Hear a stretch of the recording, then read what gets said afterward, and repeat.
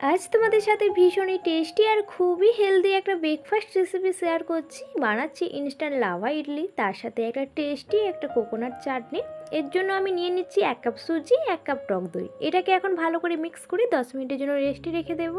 ততক্ষণে আমি চাটনিটা বানিয়ে ফেলি। এর জন্য নিয়ে নিচ্ছি নারকেল কুড়ো, একটু রোস্টেড বাদাম, কয়েক টুকরো আদা, কাঁচা লঙ্কা, একটু জিরে, একটু নুন, লেবু রস আর সামান্য পরিমাণে একটু জল দিয়ে ভালো করে ব্লেন্ড করে নেব।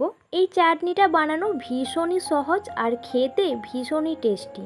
এবার একটা তড়কা প্যানের মধ্যে তেলের মধ্যে দিয়ে দেবো একটু সর্ষে, একটু পানমৌরি, গোটা লঙ্কা, কারি পাতা দিয়ে দিলেই ব্যাস চাটনি একদমই রেডি। এবারে আমি ইডলি ব্যাটারের মধ্যে একটু জল অ্যাড করে ব্যাটারটি রেডি করে নিয়েছিলাম। তারপর স্বাদ মতো নুন আর ইনো দিয়ে ভালো করে মিক্স করে নেব। এরপর ইডলি প্যানের মধ্যে তেল ব্রাশ করে নেওয়ার পর অল্প অল্প করে দিয়ে 10 মিনিটের মতো স্টিম করে নিয়েছিলাম। ব্যাস তাহলেই তৈরি হয়ে যাবে আমাদের ইডলি। তো ভিডিওটি কেমন লেগেছে অবশ্যই জানিও। তো আজকের মতো এইটুকুই।